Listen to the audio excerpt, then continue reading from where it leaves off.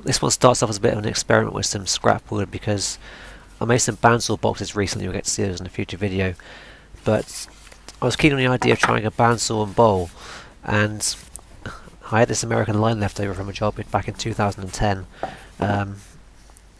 All the lengths were kind of bowed and twisted, and it was very dry, and I thought rather than throw it away I'd try something out with this stuff. So I glued it all together rather carelessly, no edge jointing, just lots of glue and a bit of weight on top to hold it, and that would gradually create my blank for turning.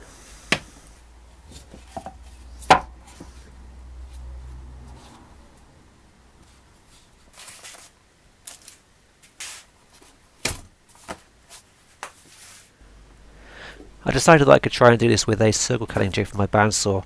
This is a design by Steve Maskery, which I'm quite fond of. I've used it a few times in the past very successfully.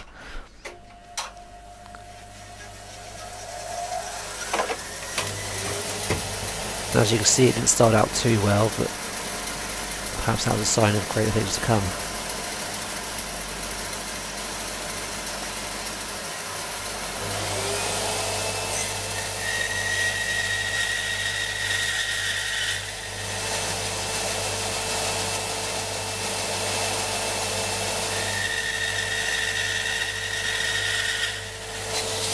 And here the two G-clamps that were holding the jig in place were actually fouling its movement, so I wanted to try and adjust them very carefully, but they didn't quite go according to plan, as you see there.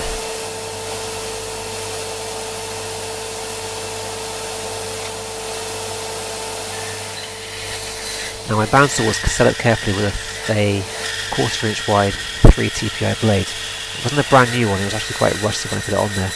It was probably a few years old and used quite a bit. It was certainly not the sharpest of blades. It seemed to start off very well until I got to about this point here. Maybe you can hear the change in tone in the pitch of the blade.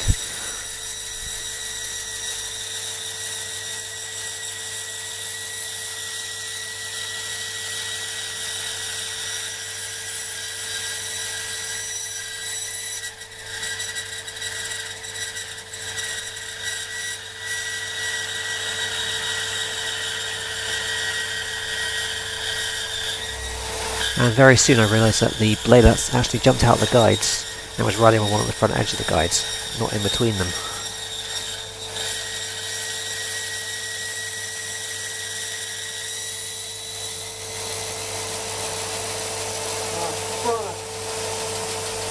So I needed some more wood, and to find that I decided to salvage some oak from this old wool shop I made back in 2010.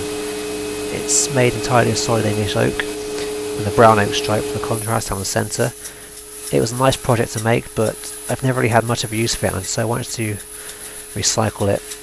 I actually filmed this part a few months ago, but I had no real use for the timber at the time.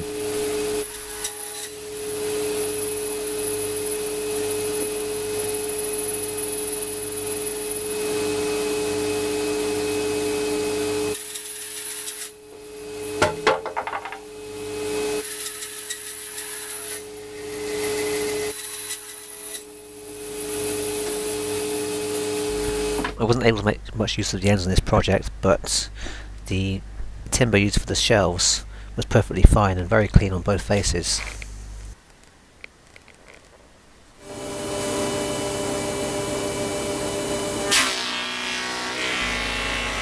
This step was purely to remove the old oil finish from the boards so I could use them again.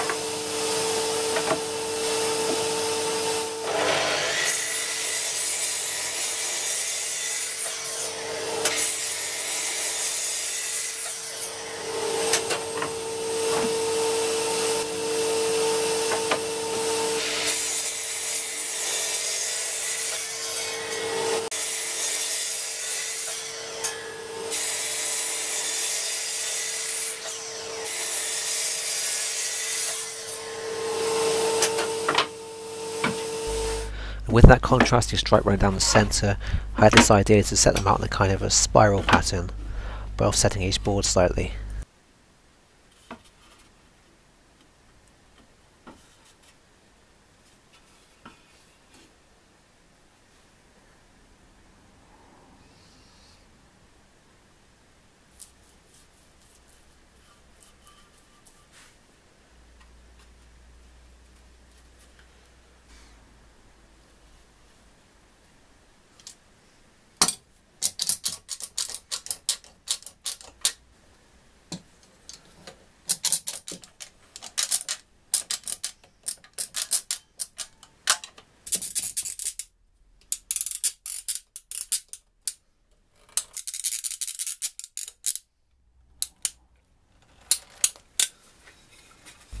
This is my method for finding a centre, so that I can drill a hole for the pivot point on the jig.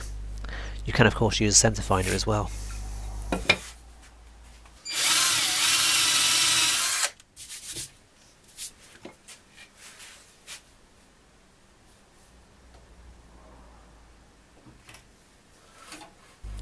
This would be the point of no return.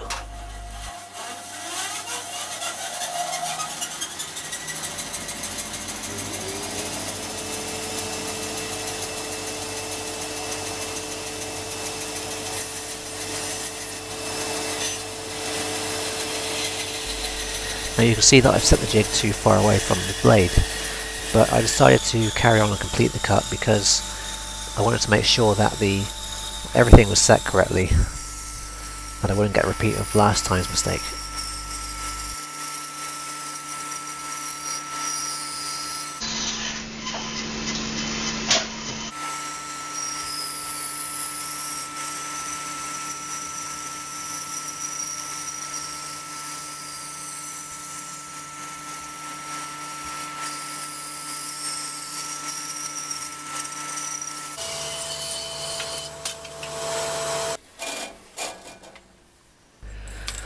So it is cutting circular, but it's not looking very bowl-like, so I have to make some adjustment here.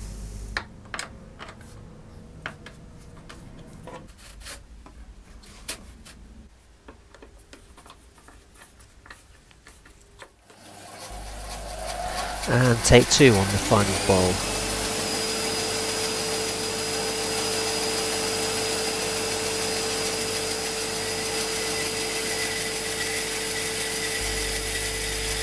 You might have noticed that I start the cut with the grain following the same direction as the blade. So the idea with that is that when you come to glue the bowl back together, the joint will more likely be seamless rather than a cross cut where there could be a gap and the glue line could be quite visible. But on this example, every layer is pointing a different direction, so there's going to be some cross cutting, but I think it's important to get the top layer as clean and closely matched as you can.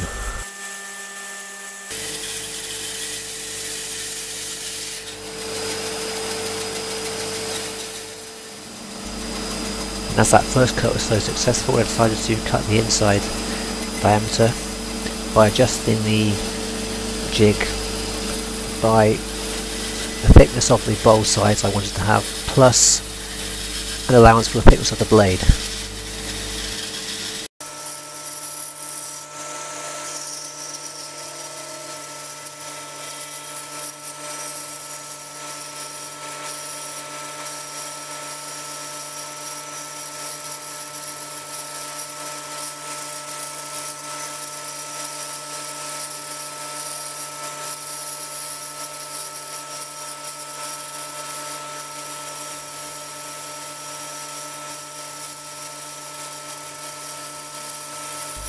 And you might notice the blade jump and leave a slight lip at the end of this cut.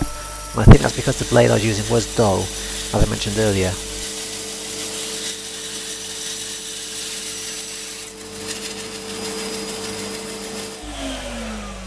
I'll have to accept the exposed biscuit slots and live with them, but otherwise all it needs now is a base.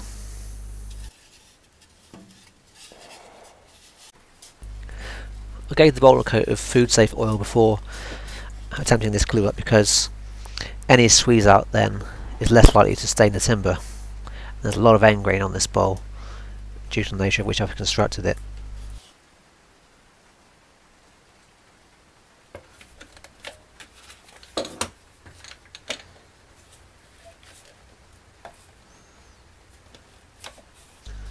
Now there may be a better method of clamping something like this, but this seemed to work for me.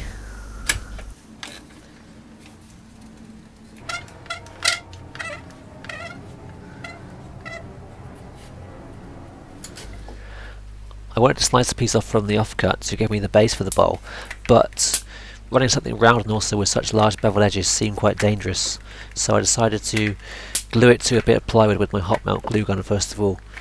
This is the first time I used this tool in so long, but it did a good job. This first cut is mainly to give me a bandsaw finish on the underside of the bowl.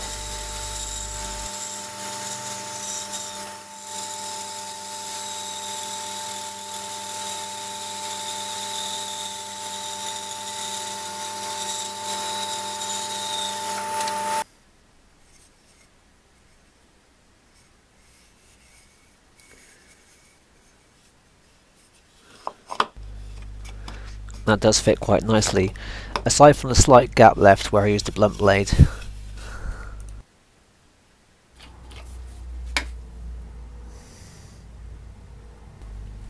This is my second coat of food safe oil to this bowl.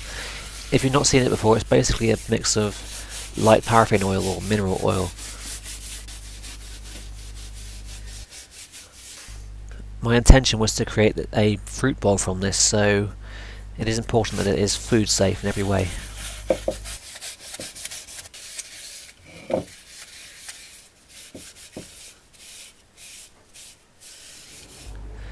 And to fill the hole I drilled earlier for the pivot, I basically cut a small wooden plug on my pillar drill. It's nice to have somewhere to store my apples now, but really I could do with something else for my bananas.